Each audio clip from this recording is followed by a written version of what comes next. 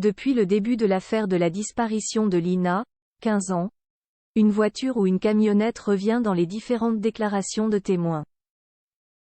Mais une preuve de l'existence d'un véhicule dit suspect depuis plusieurs semaines a été récoltée.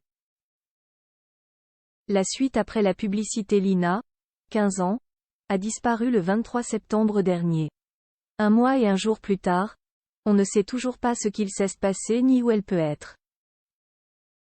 Le Parisien a décidé de s'intéresser à l'enquête en cette funeste date et a mis le doigt sur un point très intéressant.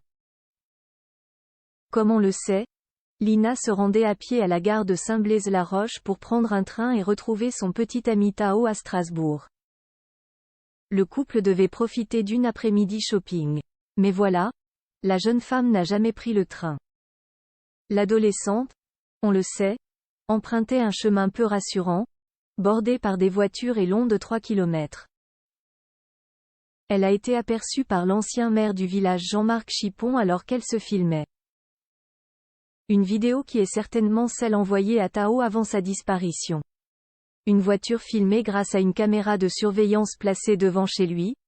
Jean-Marc Chipon a fait une découverte de taille.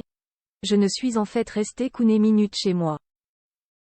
Il en faut 2 pour rejoindre la route, ce qui signifie que j'ai croisé Lina à 11h20, et qu'à 11h25, elle s'était déjà volatilisée. Rappelons que le téléphone de Lina a cessé d'émettre à 11h22. Un autre homme dit l'avoir vue à bord d'une voiture, une Renault Clio bleue. Elle était habillée en clair. Elle m'a fait coucou en passant mais elle avait l'air normal.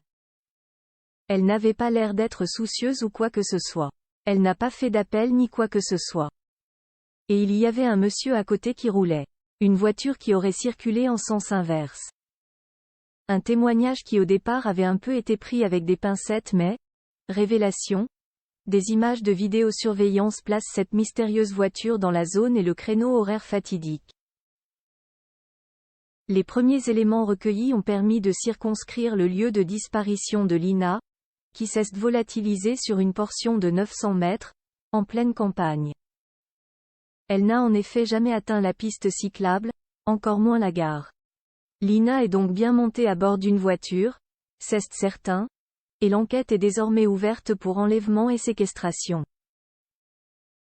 La suite après la publicité. La suite après la publicité.